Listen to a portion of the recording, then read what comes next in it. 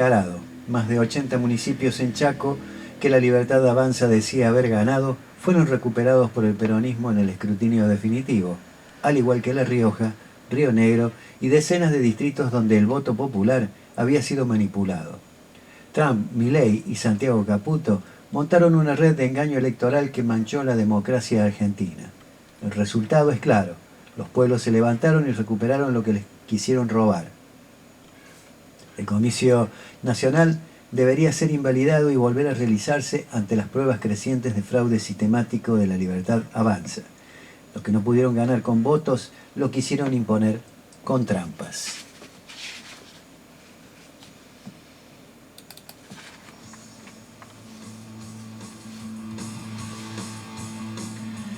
En China, ser joven y tener casa propia no es una rareza, es casi una norma.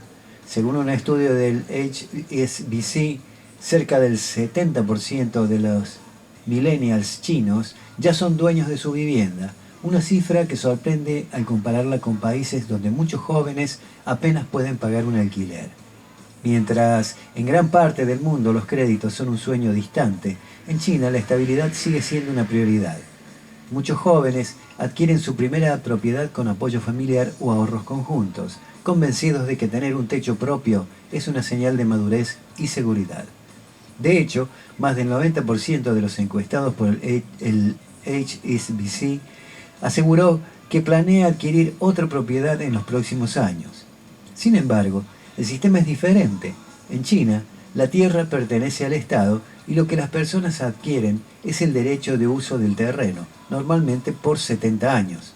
Ese derecho puede renovarse y también pasar a los hijos o nietos, por lo que una misma vivienda puede conservarse por varias generaciones antes de requerir una renovación formal.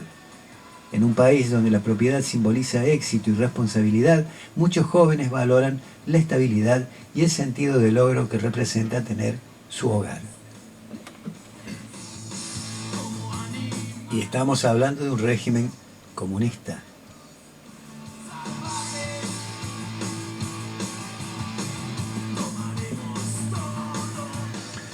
Hipótesis para comprender y superar una derrota. Lo que siguen son algunas hipótesis provisionales encaminadas a señalar algunas claves que explican la inesperada y contundente derrota sufrida por el kirchnerismo y sus fuerzas aliadas en las elecciones legislativas del pasado domingo. Insisto en esto de algunas, porque lo ocurrido no es obra de una causa única, sino de un conglomerado de factores que inadvertidamente se combinaron para producir un resultado que ni siquiera las más optimistas figuras de la Libertad Avanza esperaban. Primero, el gobierno logró unificar sus fuerzas y por eso la Libertad Avanza fue el único partido político que se presentó en los 24 distritos del país. Fuerza Patria, en cambio, lo hizo en 14, mientras que los partidos afines que integran la coalición lo hicieron en otros 10. Era una ventaja demasiado grande que se le otorgaba al gobierno y se pagó por ello un precio carísimo. Enfrente suyo, el mileísmo tenía un enjambre de diferentes sellos partidarios, desorganizados y carentes de un diagnóstico y de una estrategia compartida para luchar contra la Libertad Avanza. Segundo, durante la campaña de Fuerza Patria y sus partidos aliados no ofrecieron al electorado propuestas concretas de cómo salir del desastre económico y social producido por el mileísmo. No había consignas claras y distintas. No bastaba con denunciar los horrores que producía el gobierno. Era necesario dar a conocer las propuestas que el peronismo y sus aliados tenían para salir de la crisis.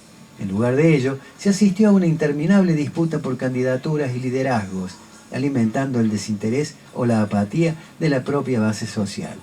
En síntesis, ni propuestas ni un liderazgo claro que ordenara a la propia tropa, algo que Cristina Fernández, injustamente proscripta y sentenciada, no tenía condiciones de hacer. Bajo estas condiciones, el resultado no podía ser diferente. Tercero, la sociedad ha cambiado y mucho. El sentido común, hoy prevaleciente, poco tiene que ver con el que existía a comienzos de siglo y que se manifestara tan enfáticamente en las grandes jornadas del 19 y 20 de diciembre de 2001. Prevalece en cambio un radical individualismo alentado por la uberización del capitalismo de plataformas, cuyo reflejo en el plano de las ideas y las actitudes es un radical rechazo a o una marcada indiferencia ante cualquier estrategia de acción colectiva y, por ende, a sindicatos, partidos y asociaciones de base territorial. Este universo simbólico ha penetrado particularmente en las clases y capas populares y va acompañado por un paralelo desdén por la política y actitudes que, al contrario, exaltan a la antipolítica. Temas que otrora hubieran sido descalificatorios, como la estafa de la criptomoneda Libra, la coima del 3%, el vínculo con el narco, la descarada compraventa de candidaturas, así como la promiscua relación de Milei y sus colaboradores con el gran empresariado nacional e internacional, no conmueven la fibra moral de los desencantados electores. En síntesis, una sociedad que votó en un contexto signado por el temor y la bronca, y por esta vez el primero demostró tener mayor capacidad de formatear la conducta del electorado que la segunda. Cuarto, la abierta intromisión del gobierno de Estados Unidos en la campaña electoral y en la persona de su presidente, Donald Trump, atrajo a muchos votantes decepcionados con el mileísmo, pero temerosos de lo que pudiera ocurrir el día después de la elección si aquel llegase a ser derrotado por el kirchnerismo y sus aliados. En 1945, el por entonces embajador de Estados Unidos en la Argentina, Sproul Braden, organizó a la Unión Democrática, que se constituyó para frenar el irresistible ascenso de Juan Domingo Perón a la presidencia. Braden estuvo apenas 4 meses en la Argentina y regresó a Washington un mes antes del 17 de octubre de 1945 para asumir como secretario de Estado adjunto para asuntos de las repúblicas americanas de administración Truman. Pero Braden no llegó tan lejos en su encono antiperonista como Trump o Scott Bessent. Su secretario del Tesoro, que en un gesto sin precedentes pusieron a disposición de Milei su lamebotas preferido, un rescate de $20.000 millones y la promesa de otros 20 en caso de que sea necesario para evitar la caída de la economía argentina al abismo y la derrota de su procónsul en la Argentina. Difícil subestimar el impacto de esta intervención del imperio en el proceso electoral. Quinto y último, los temores que muchos dirigentes del Frente Patria habían expresado, y muy especialmente Cristina Fernández, sobre los efectos del desdoblamiento de las elecciones en la provincia de Buenos Aires, demostraron ser acertados. En efecto, entre la elección provincial del 7 de septiembre y la nacional del 26 de octubre, la Libertad Avanza acrecentó su caudal electoral en 880.000 votos, logrando derrotar por una pequeñísima diferencia de votos a Fuerza Patria. Es evidente que los intendentes y, además, los propios cuadros vinculados a Fuerza Patria no tuvieron la misma enjundia militante en ambos procesos electorales. Este resultado aviva la polémica en torno al futuro político del gobernador Axel Kicillof y su posible candidatura presidencial. Algo similar ocurrió con otro político anotado en la carrera hacia la Casa Rosada, el gobernador de La Rioja, Ricardo Quintela, cuya fuerza política prevaleció por apenas unos 600 votos sobre el candidato de la Libertad Avanza, todo lo cual replantea la urgencia de reorganizar las fuerzas del campo popular que tendrá que elaborar una propuesta para la reconstrucción de esta Argentina que Milei y sus mandantes quieren convertir en una colonia y, además, resolver el crucial tema de la organización y la conducción política de este bloque. Agradecemos a Atilio Borón por permitirnos compartir con ustedes este análisis.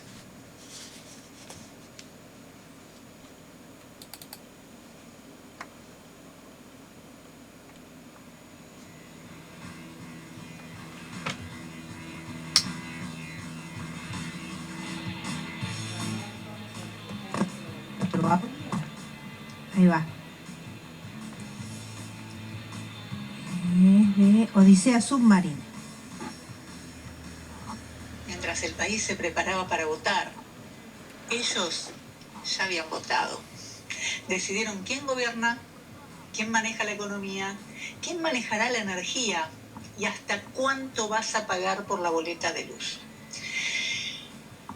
Este fin de semana todos miraron las urnas, pero el verdadero poder se sentó en la ciudad de Buenos Aires con traje oscuro, corbatas, el loguito del JP Morgan en la solapa y al presidente como mascota. Mi nombre es Débora Mavaires, esto es Odisea Submarina y lo que vas a ver no es casualidad, es una toma de control, silenciosa, planificada y ya está en marcha.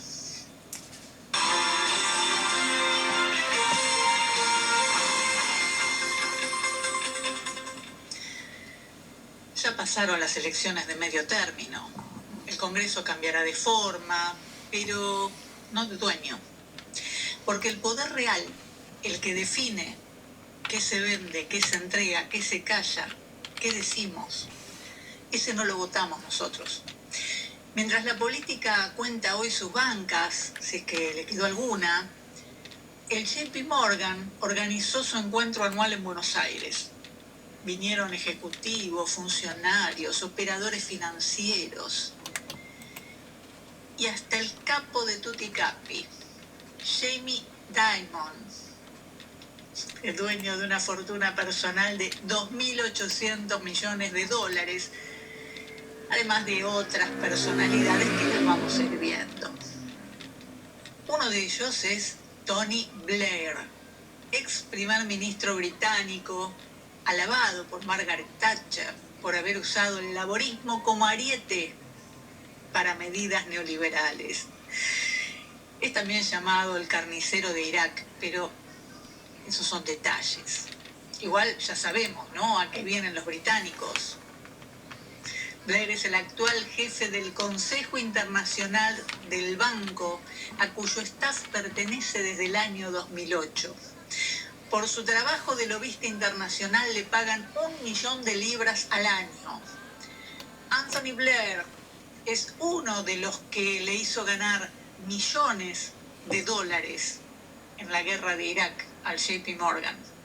Fue director del nuevo Banco de Comercio de Irak, que ha recaudado miles de millones de dólares en garantías comerciales, hipotecando la producción futura de petróleo, y obtuvieron enormes beneficios por esos acuerdos.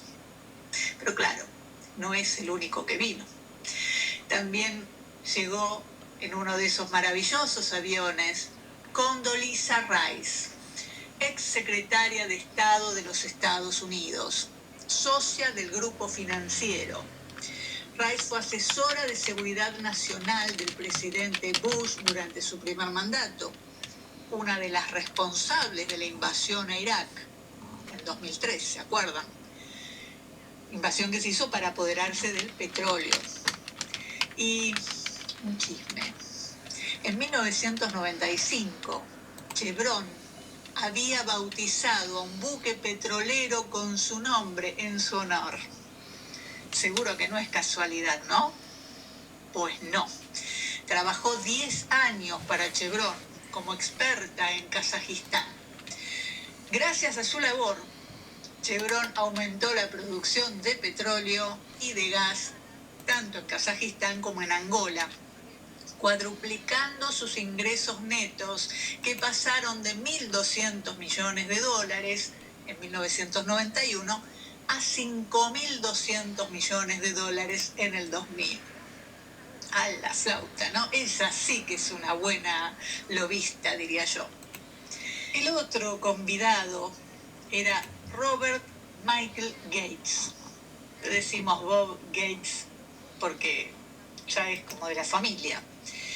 Fue el 22º secretario de Defensa de los Estados Unidos entre el año 2006 y 2011, durante la presidencia de Barack Obama. También había sido director de la CIA, la Agencia Central de Inteligencia, entre noviembre de 1991 y enero de 1993. En 1974 se integró al Consejo de Seguridad Nacional de la Casa Blanca a las órdenes de Henry Kissinger. Kissinger, el del Plan Cóndor, este sujeto. ¿Se entiende? ¿Se entiende? Además de todos estos personajes del gobierno o vinculados al poder profundo de los Estados Unidos, en el Pisco Labis del JP Morgan, no por casualidad, también estuvo Amin Nasser, presidente de la Sociedad de Ingenieros del Petróleo, una organización profesional global para ingenieros y otros profesionales de la industria del petróleo, y CEO de Saudi Aramco, la petrolera estatal de Arabia Saudita, que acaba de desembarcar en Chile con la compra de estaciones de servicio y que dicen estaría interesado en Vaca Muerta. ¿Y qué les hace suponer a esas voces parlantes que andan por ahí que el tipo quiere Vaca Muerta? Que Nasser es miembro de la junta directiva de BlackRock. Fue nombrado en julio de 2023. BlackRock es accionista de YPF, de Chevron, de Pampa Energía.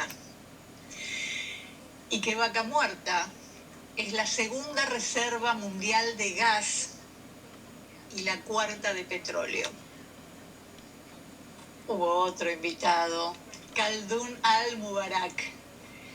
Es el presidente de la Autoridad para Asuntos Ejecutivos, supervisora de todos los grandes proyectos del Emirato de Abu Dhabi y miembro de Dolphin Energy. ¿Alguien ya te ha dicho que deberías ser psicóloga? ¿Y si te dijera que para ser terapeuta no necesitas Abu Dhabi y miembro de Dolphin Energy? De los locales estuvieron Armando Lawson, que fue titular del grupo Albanesi, una multicorporación dedicada específicamente al negocio de la energía, dueña de varias centrales térmicas. En total tiene unas 10 plantas generadoras de energía en el país. La térmica Roca, la de Seiza, la de Maranzana, la de Frías, Riojana, bueno, son varias, tiene 10. Hugo Ernequian, presidente de la Compañía General de Combustibles, y Martín Ernequian, el de Aeropuertos Argentina 2000. También estuvieron Bernardo Andrews, de Geneia, presidente de la Cámara de Energía Eólica de Argentina, y Manuel Santos Uribe Larrea, de MCU, también una vinculada a la energía. Horacio Marín, de YPF, Marcelo Mindlin, de Pampa Energía. ¿Vas notando el patrón de quienes estuvieron reunidos con el JP Morgan? Casi te diría que los mismos que estuvieron reunidos con Scott Bessent cuando vino en abril del 2024. También estuvieron Eduardo Elstein, del Banco Hipotecario, tiene minas de oro, plata, cobre y más. Y Mariano Bosch, el CEO de Adecoagro, que ahora es de una empresa estadounidense. Y por supuesto, el anfitrión, Facundo Gómez Minujín, que es de JP Morgan Argentina, es el CEO de acá. También estuvo Pierpaolo Barbieri, el CEO de Ualá, la billetera electrónica en la que invirtió Scott Bessent, el secretario de Estado de los Estados Unidos. Estuvieron también Marcos Galperín Lebaj, como CEO de Mercado Libre, una empresa que pertenece, bueno, digamos que tienen acciones los de JP Morgan. Eduardo Escasani, Banco Galicia, donde tiene acciones Citrone, el amigo de Bessent y Caputo. Como ves, no vinieron de turismo, ni vinieron a probar nuestras sabrosas carnes argentinas. Es el momento en que la economía argentina se va a someter al designio del sistema financiero global. Y esto no lo digo yo, lo dicen ellos. empezaron la construcción de 2 megatorres donde instalarán su base de operaciones, el Centro Empresarial Núñez, CEN, y el Centro Empresarial Libertador, CEL, lo que les permitirá duplicar la capacidad operativa del banco en nuestro país. Anunciaron que van a invertir 1.5 billones de dólares en 4 sectores y 27 subsectores considerados estratégicos por el gobierno estadounidense, entre ellos minería, energía y bienes industriales, con la intención de fortalecer las cadenas de suministro de insumos críticos para los Estados Unidos. Insisto, no lo digo yo, lo dicen ellos. Te presentamos el suceso.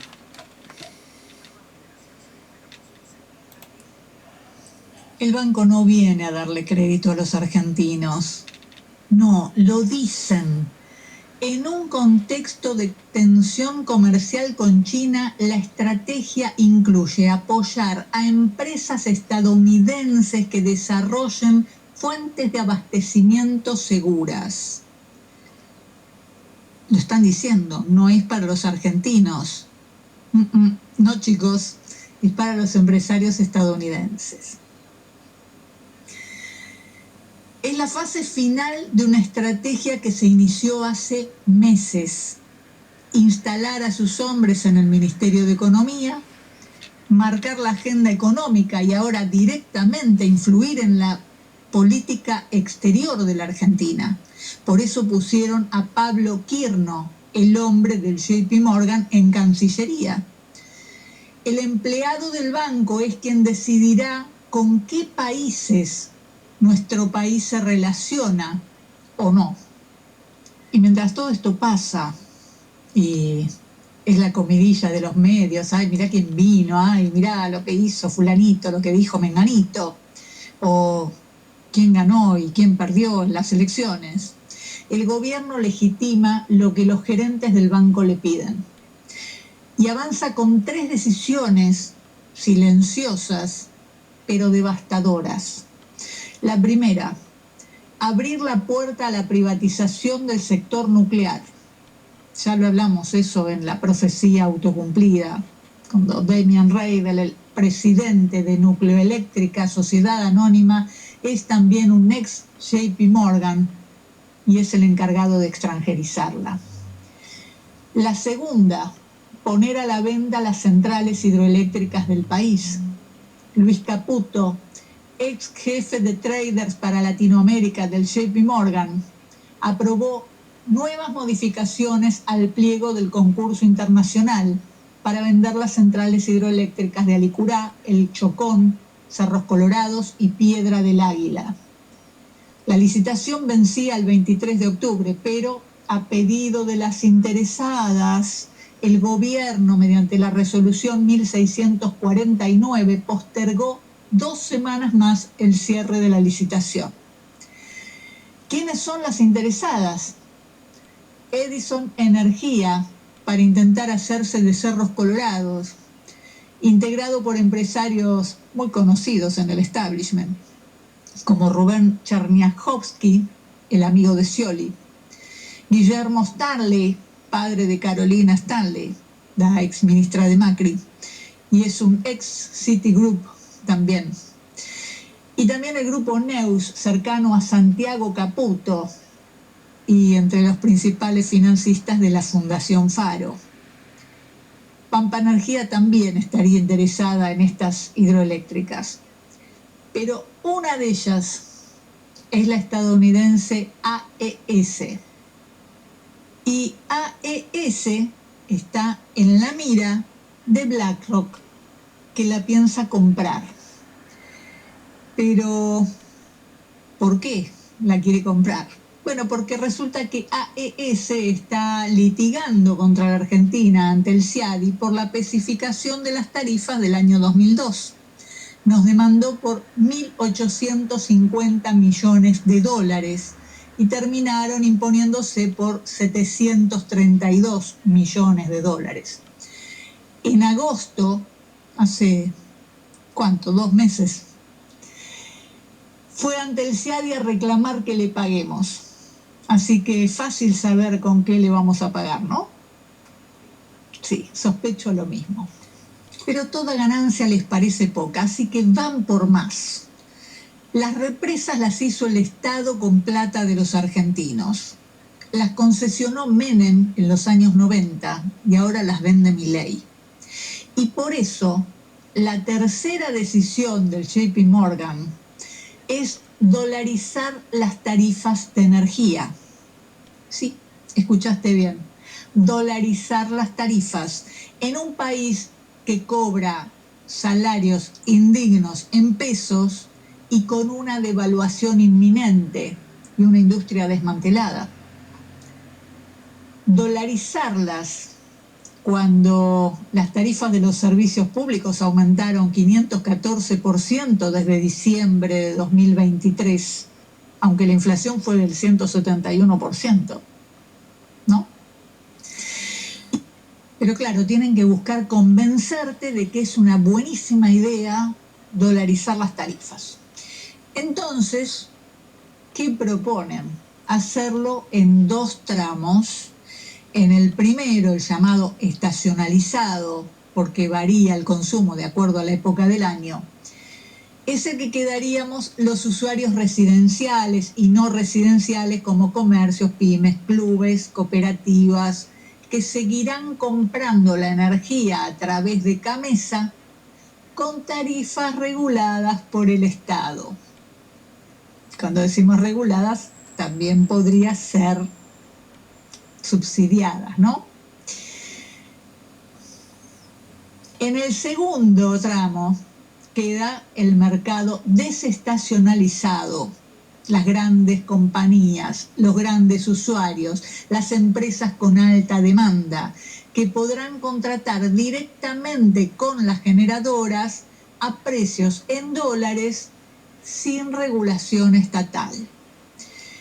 Esto hace que cada devaluación, o sea, cada vez que estos timberos financieros se les dé la gana, el precio de la energía va a aumentar sin control para la industria nacional.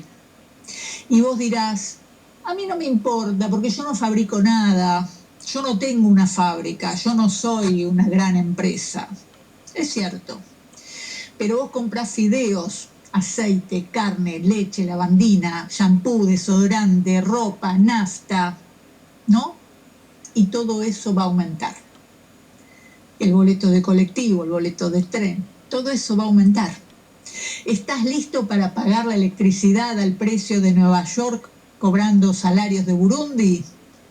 ¿No? Y a pagar todo el resto de las cosas que consumís como si fueras un príncipe monegasco. Tampoco, lo sospeché. Acaban de dar un paso que cambia todas las reglas de juego y ponen tu vida como rehén del dólar. El negocio que están armando es fabuloso. Hay una producción de energía dolarizada por parte de las generadoras, pero la economía real se maneja en pesos. Y esto arma un círculo vicioso. ¿Por qué? Porque una parte va a seguir siendo comprada por el Estado a través de CAMESA para distribuirla entre los usuarios residenciales, las pymes, los comercios. Entonces, el Estado la va a pagar a precio dolarizado, nos la va a vender en pesos, pero el Estado, que somos todos, se empezará a endeudar para poder cubrir esa cuota que cada vez será más alta en base a las devaluaciones que vaya habiendo.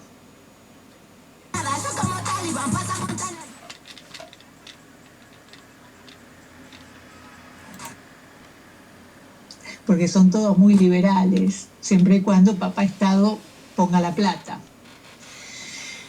Así que como no va a poder cubrirla sin emitir, generando más devaluación y más inflación, o tal vez deba endeudarse, ¿no es cierto? ¿quién será? Che, ¿quién será el que cobra las comisiones por la deuda? Esto no es política económica. Esto es un desmantelamiento planificado. El desembarco del JP Morgan con dos perros de la guerra como Blair y Rice no es más que la confirmación de que el gobierno de Milei es un gobierno de ocupación. Lo que parecía una serie de decisiones separadas, como la ley bases, la desregulación bancaria, la desregulación energética, la reforma laboral, en realidad es un único movimiento. Hay que verlo como una ópera, como la ópera esa que van a ver los domingos a Olivos algunos periodistas. La república inactiva, disfuncional, con funcionarios timoratos, vendidos o cómplices por vocación, hizo que el control político se debilitara. Y por eso el control financiero se consolidó. Es el mismo libreto de siempre.